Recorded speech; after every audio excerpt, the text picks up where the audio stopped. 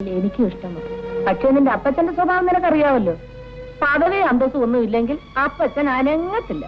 നീനെ കണ്ടാൽ അപ്പച്ചൻ പദവി അന്തസ്സും ഒക്കെ നടന്നവളെ ഇഷ്ടപ്പെടും, അതെനിക്ക് ഉറപ്പാ. പക്ഷേ നിന്റെ അപ്പച്ചന്റെ ഉറപ്പ് എനിക്കല്ലേ അറിയാവൂ. അമ്മച്ചി എപ്പോഴും എന്റെ അപ്പച്ചനെ താഴ്ത്തി കെട്ടിയാ സംസാരിക്കുന്നത്. ഞാൻ എന്താണ് നിന്റെ അപ്പച്ചനെ തരം താഴ്ത്തി സംസാരിച്ചത്? എത്ര പ്രാവശ്യം അമ്മച്ചി പറഞ്ഞിട്ടുണ്ട്, അപ്പച്ചന് കലാബോധമില്ല, സൗന്ദര്യബോധമില്ല, പണം പണം ഒരൊറ്റ വിചാരമുള്ളെന്ന്. എനിക്കറിയാവുന്ന ഒരു സത്യം ഞാൻ പറഞ്ഞു. എന്ത് സത്യം? അപ്പച്ചന് സൗന്ദര്യബോധമില്ലെങ്കിൽ സുന്ദരിയായ എന്റെ അമ്മച്ചി അപ്പച്ചൻ കെട്ടുവോ? വന്നെന്നാ തോന്നുന്നത്. പിന്നെ അത് മാത്രമല്ല ചോ, കുറച്ച് ദിവസങ്ങളായിട്ട് വീട്ടിൽ എന്തൊക്കെയോ ചില ശല്യങ്ങൾ, ഒരു വല്ലാത്ത അന്തരീക്ഷമാണ് ആകെ. സത്യത്തിൽ ഉറങ്ങാനേ കഴിയുന്നില്ല. എന്തൊക്കെയോ കാണുന്നത് പോലെ തോന്നുന്നു. കാണുന്നത് പോലെയോ അതോ കാണുന്നത്? എന്തൊക്കെയോ ഇങ്ങനെ കാണുന്നു. കാണുന്നത് അതെനിക്ക് മനസ്സിലാകുന്നില്ല, ഒന്നും വ്യക്തമല്ല ചോ. ഈ അനുഭവം ചെറിയാച്ചന് മാത്രമാണോ അതോ മറ്റുള്ളവർക്കും? എനിക്ക് മാത്രം. അതിന്റെ കാരണമാണ് എനിക്ക് മനസ്സിലാകാത്തത്. കാരണമില്ലാതെ കാര്യമുണ്ടാകുന്നു. എന്റെ ജീവിതത്തിൽ എന്തുണ്ടായിരിക്കാമെന്ന് അച്ഛൻ പറയുന്നത്? മനസ്സാണ് ഇവിടെ പ്രശ്നം. നമ്മെ സന്തുഷ്ടരാക്കുന്നതും സന്താപഭരിതരാക്കുന്നതും മനസ്സാണ്. അവിടം ശുദ്ധമല്ലെങ്കിൽ ജീവിതവും ശുദ്ധമല്ലാതെ വരും. ചെറിയാച്ചൻ എന്തുണ്ടെങ്കിലും എന്നോട് തുറന്നു പറയാം, പരിഹാരമുണ്ടാക്കാം. ജീവിതത്തിൽ ഒരു കരട് പോലും വീഴാതെ സൂക്ഷിച്ചുള്ളതാണ് ഞാൻ. എനിക്ക് ഇങ്ങനെ അനുഭവം ദൈവം എന്നെ പരീക്ഷിക്കായിരിക്കും. പ്രാർത്ഥിക്കൂ, ഞാൻ ബംഗ്ലാവിലേക്ക് വരാം, വേണ്ടത് ചെയ്യാം.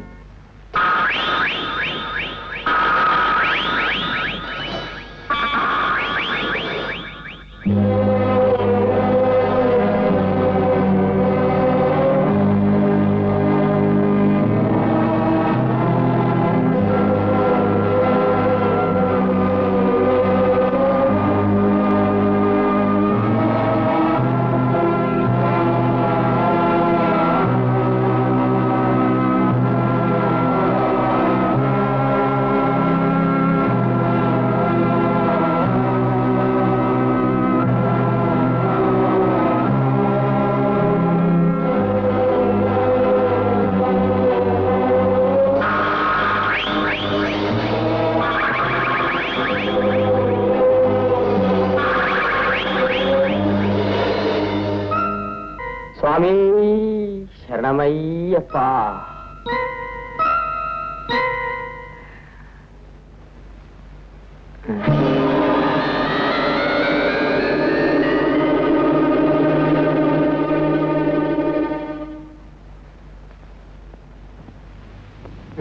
നമസ്കാരം. ശരണമയ്യപ്പ. ജോയി ഇല്ലേ? ജോയി സാറിന്റെ ഇവിടുത്തെ പരിപാടിയൊക്കെ നിർത്തി. എന്ത്? അദ്ദേഹം ഇപ്പൊ അവിടുത്തെ എസ്റ്റേറ്റിന്റെ ചുമതല ഏറ്റെടുത്തിരിക്കുക. സതീഷ് അകത്തുണ്ട്. അയ്യോ ശരണമയ്യപ്പ, ഞാൻ നിർത്തിയാണല്ലോ സംസാരിച്ചത്. വന്നാട്ടെ, അകത്തോട്ടിരുന്നാട്ടെ. വരണം വരണം വന്നു. സതീഷ് സാർ.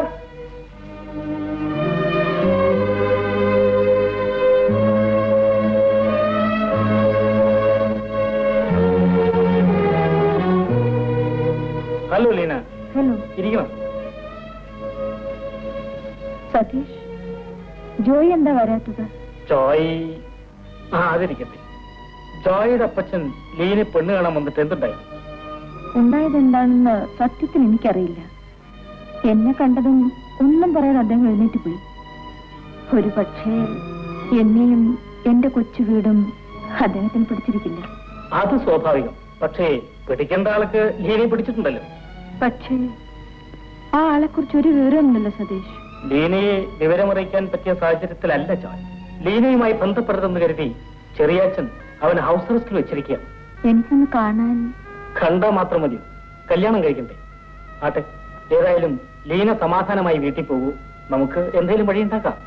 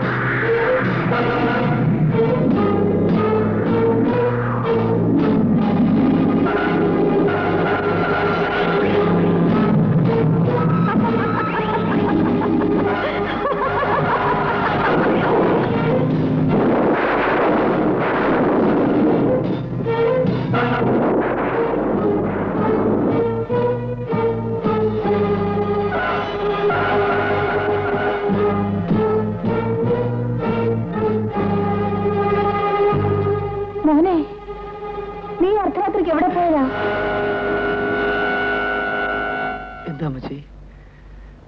ഞാൻ എവിടെയാണ് അമ്മച്ചി? നീ ഉറക്കത്തിലെഴുന്നേറ്റ് പോയതാ? എന്റെ കർത്താവ് ഈശോമിശിഹായേ, എന്റെ മോനിത് എന്ത് പറ്റി? മാമോനെ വന്നിടന്നുറങ്ങ്.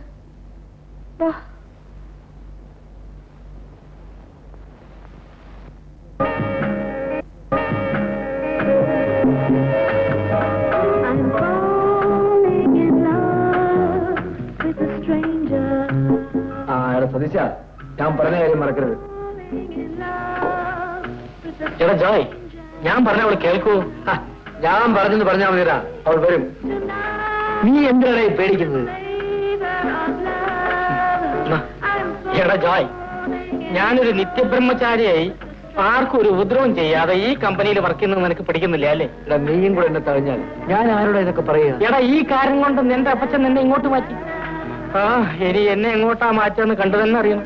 ഒന്നും സംഭവിക്കില്ല. ഞാൻ ഓഫീസിൽ വരുന്നതും അവളെ കാണുന്നതുമല്ലേ അപ്പച്ചൻ ഒഴിവാക്കാൻ പറ്റൂ. പക്ഷെ എനിക്ക് ഒരിക്കലും അവളെ മറക്കാൻ പറ്റില്ല. അത്ഭുതമായിരിക്കുന്ന അച്ചു. രാത്രി ഞാൻ കഥ അടയ്ക്കാൻ നേരം നോക്കുമ്പോ കുരിശ് അവിടെയുണ്ട്. നേരെ വെളുത്തപ്പോ കുരിശ് കാണാനില്ല. ആരെങ്കിലും എടുത്ത് മാറ്റിയിരിക്കും. ആരെടുത്ത് മാറ്റാനോ? ഈ വീട്ടിലുള്ള ആരും ചെയ്യില്ല. എല്ലാവരോടും ഞാൻ ചോദിച്ചു. സാരമില്ല, വിശ്വാസമാണ് ചെറിയച്ഛ പ്രശ്നം. ചെറിയച്ഛന് അതുണ്ടല്ലോ, പിന്നൊരു കുഴപ്പവും ഉണ്ടാവില്ല.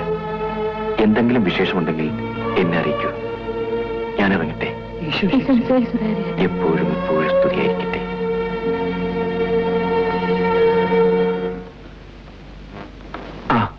ലീന ഏതായാലും ഇവിടെ വന്നല്ലോ. സതീശൻ ഇന്നലെയാണ് വന്ന് പറഞ്ഞത്. ഉടനെ പുറപ്പെട്ടു. നോക്കൂ, ഒരു കാര്യം, ഈ വീട്ടിൽ എന്ത് അനുഭവം ഉണ്ടായാലും നീ തളരാൻ പാടില്ല. ഇല്ല, ജോയി എന്റെ അരികത്തുണ്ടല്ലോ. കല്യാണം കഴിക്കുന്നതിന് മുൻപ് ഏത് ചെറുപ്പക്കാരെ വിളിച്ചാലും നേരെ വീട്ടിലോട്ടങ്ങ് കയറി ചെല്ലുമല്ലേ? അമ്മച്ചേ, ഞാൻ ജീവിതത്തിൽ ആദ്യമായി സ്നേഹിച്ച പുരുഷനാണ് ജോയി. ആ സ്നേഹത്തിന് വേണ്ടി മരിക്കാൻ വരാൻ തയ്യാറാണ്. അപ്പൊ ഒരുങ്ങി തന്നെയാണ് നീ പുറപ്പെട്ട് വന്നിരിക്കുന്നതല്ലേ? ഞാൻ സ്നേഹിക്കുന്ന ആൾ പറഞ്ഞാൽ ഞാൻ ഇറങ്ങിപ്പോയിക്കൊള്ളാം. സ്നേഹിക്കുന്ന ആളല്ലാതെ തീരുമാനിക്കേണ്ടത് ഞാനാണ്. ഇറങ്ങിപ്പോയിടുന്നത്. അവളെ അങ്ങനെ ഇറക്കി വിടുകയാണെങ്കിൽ ഞാനും കൂടെ പോവും. ഓഹോ, നീ ഇറങ്ങിപ്പോവല്ലേ? അതെ, പോവും. അല്ലെങ്കിൽ എന്തുകൊണ്ട് ഞങ്ങളുടെ വിവാഹത്തെ എതിർക്കുന്നു എന്നുള്ളതിന്റെ കാരണം അപ്പച്ചൻ പറയണം. എനിക്കിഷ്ടമല്ല, അത് തന്നെ. അതൊരു കാരണമല്ല അപ്പച്ച, ഒഴിഞ്ഞു മാറലാണ്. അപ്പച്ചന്റെ അഭിമാനത്തിന് വേണ്ടി മരിക്കാൻ വരെ ഞാൻ തയ്യാറാണ്. ഞാൻ ഇവിടെ വിവാഹം ചെയ്താൽ അപ്പച്ചന്റെ അഭിമാനം എങ്ങനെ തകർന്നു പോകുമെന്ന് എന്നെ ഒന്ന് പറഞ്ഞ് മനസ്സിലാക്കി തന്നാൽ മതി. ഇത് നിന്റെ അവസാനത്തെ തീരുമാനമാണ്? അതെ. എങ്കിൽ ഈ വീട്ടിൽ നീ താമസിച്ചുള്ളൂ. ഞാൻ ഇറങ്ങിപ്പോയിക്കോളാം. എന്തൊക്കെ അസംബന്ധങ്ങളാണ് നിങ്ങൾ അപ്പനും മോനും കൂടെ പറയുന്നത്? എനിക്കൊന്നും മനസ്സിലാകുന്നില്ല. ഈ കുടുംബത്തിന്റെ സമാധാനം നശിപ്പിക്കാനാണോ പെണ്ണെ നീ ഇങ്ങോട്ട് കയറി വന്നത്? ഇല്ല മച്ചി, ഞാൻ ആരുടെയും സമാധാനം നശിപ്പിക്കുന്നില്ല. ഞാൻ പോയേക്കാം. ഇല്ല ജോയി, ജോയി എന്നെ സ്നേഹിക്കുന്ന എന്ന ഓർമ്മ മാത്രം എനിക്ക് മതി. നീ പോവാൻ ഞാൻ അനുവദിക്കില്ല. അവൻ വിളിച്ചു വരുത്തിയിട്ടല്ലേ അവള് വന്നത്. തെറ്റ് നമ്മുടെ മോന്റെ ഭാഗത്താ. വാടാ.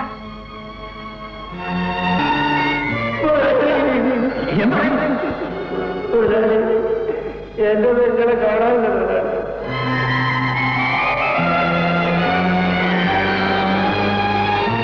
ഞാൻ സ്നേഹിച്ചത് മകളെയാണ്. എന്റെ പെങ്ങളെ കാണിച്ച് കേട്ടാടി തട്ടുന്ന എല്ലാവരും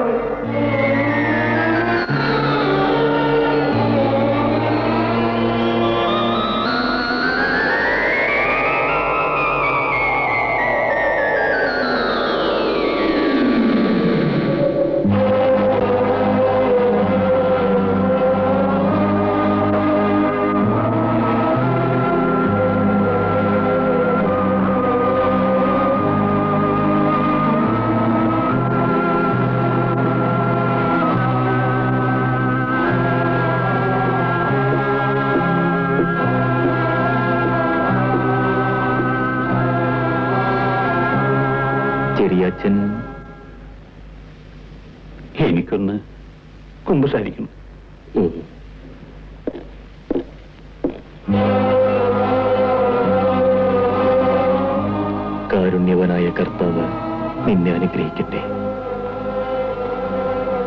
വർഷങ്ങൾക്ക് മുമ്പ് ഞാൻ ജോലി ചെയ്തിരുന്ന എസ്റ്റേറ്റിലെ ഒരു തൊഴിലാളി സ്ത്രീയായിരുന്നു മറിയ.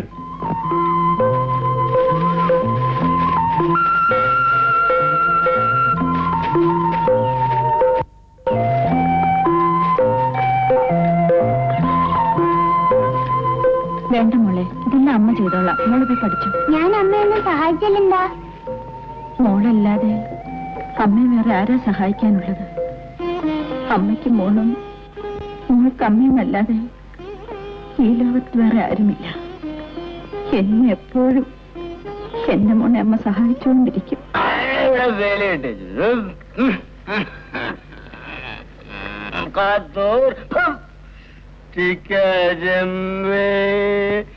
നീ അവിടെ എന്തെന്ന് കണ്ടാൽ അറിഞ്ഞൂടെ? വീട്ടുജോലി ചെയ്തോ ചെയ്തോ. നീ ജോലി ചെയ്താലേ എനിക്ക് ജീവിക്കാനൊക്കെ ഒത്തുള്ളൂ.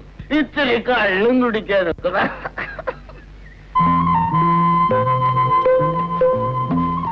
മോളെ സൂക്ഷിച്ച് നടന്നൂടെ? മതിയ, നീ എവിടെ പോയതാ? സെമിത്തേരി വരെ. നീ ചെറുപ്പമാണ്, ജീവിതം ആരംഭിക്കുന്നല്ലേ. എന്റെ ജീവിതമല്ല, എന്റെ മകളുടെ ജീവിതമാണ് എനിക്ക് വലുത്. ഇവളെ നന്നായി വളർത്തണം. അതിനെന്താ, നീ ഇനിയൊരു ഭാര്യയാകുന്നുണ്ട്, തടസ്സമൊന്നുമില്ലല്ലോ. ഇനിയുള്ള ജീവിതം എന്റെ ലീനമോൾക്ക് വേണ്ടി മാത്രമാണ്. ഇവളാണ് എന്റെ സർവസ്വവും. ഇനി മറ്റൊരാളുടെ ഭാര്യയായി എന്റെ മോളുടെ ഭാവി നഷ്ടപ്പെടുത്താൻ ഞാൻ തയ്യാറില്ല. വരട്ടെ സാർ.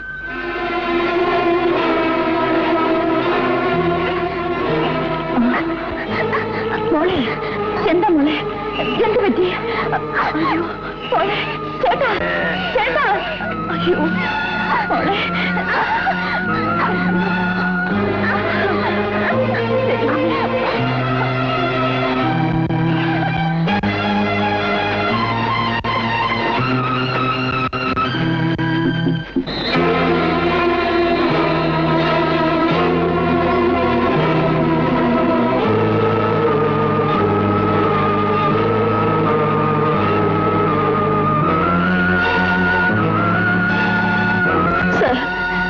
എന്റെ ലീനമ്മൾക്ക് അവസ്മരണയിരിക്കുന്നു സാർ.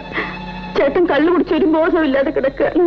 ദയവായി ഒരു ഡോക്ടറെ വിളിച്ച് കാണിക്കണം സാർ. എന്റെ ലീനമ്മൾ രക്ഷിക്കണം. അറിയാതെ നീ വണ്ടി വിട്ടു.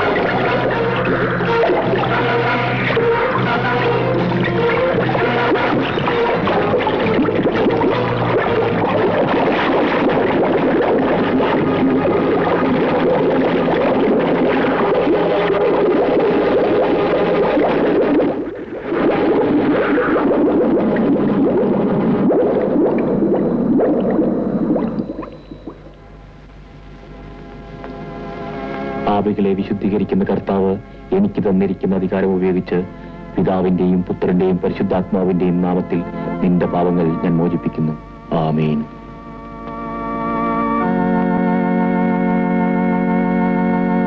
പണത്തിനെന്തും വിലയ്ക്ക് വാങ്ങാവുന്നുള്ള ധാരണ മനസ്സിൽ നിന്ന് മാറ്റണം ചെറിയച്ഛ. മരണത്തിന് ശേഷവും മകളെ കാത്തു സൂക്ഷിക്കുന്ന ഒരമ്മയുടെ ആത്മാവിന്റെ താല്പര്യത്തിനാണ് ഇവിടെ പ്രാധാന്യം. അച്ഛൻ എന്റെ കുടുംബത്തെ എങ്ങനെയെങ്കിലും രക്ഷിക്കണം. ചെറിയച്ഛ, വെള്ളത്തിന്റെ മീത് നടന്നവനും കുരുടന് കാഴ്ച നൽകിയവനും 5 അപ്പം കൊണ്ട് 5000 തീറ്റിയവനും ലാസർ ഉയർപ്പിച്ചവനും തന്നെ കുരിശിൽ തറച്ച ശത്രുക്കൾക്ക് വേണ്ടി പ്രാർത്ഥിച്ചവനുമായ ക്രിസ്തുവിൽ വിശ്വാസം അർപ്പിക്കൂ. അവൻ ചെറിയാച്ചനെയും രക്ഷിക്കും. സമാധാനമായി വീട്ടിൽ പോകും.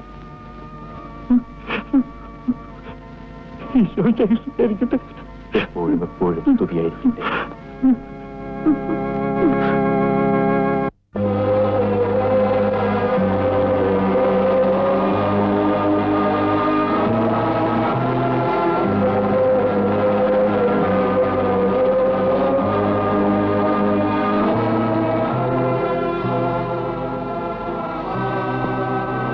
കർത്താവേ, ഞാൻ നിന്റെ നാമത്തിൽ മറിയെ വിളിച്ചാൽ നീ അവളെ എനിക്ക് കാണിച്ചു തരണേ.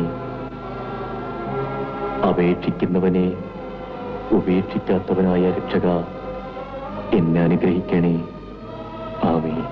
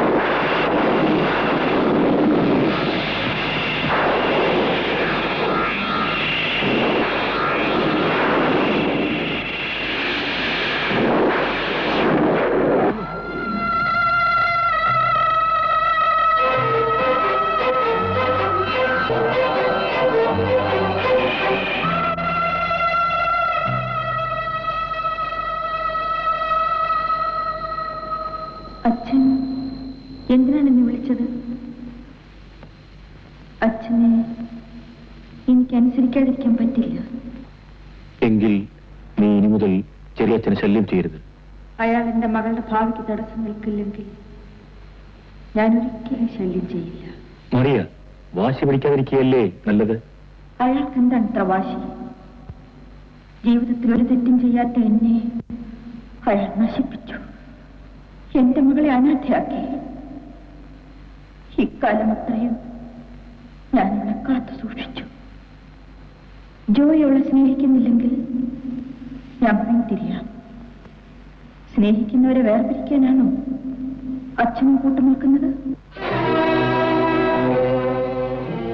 എന്താ അച്ഛനൊന്നും പറയാത്തത്? അച്ഛൻ നീതിയുടെ ഭാഗത്ത് നിൽക്കുമെന്ന് ഞാൻ വിശ്വസിക്കുന്നു. ദൈവം കൂട്ടിച്ചേർത്തവരെ വേർതിരിക്കാൻ ഞാൻ സമ്മതിക്കില്ല. ആ ലക്ഷ്യം നിറവേറ്റുന്നതിൽ നിന്നും എന്നെ പിന്തിരിപ്പിക്കാൻ ഒരു ശക്തിക്കും സാധ്യമല്ല.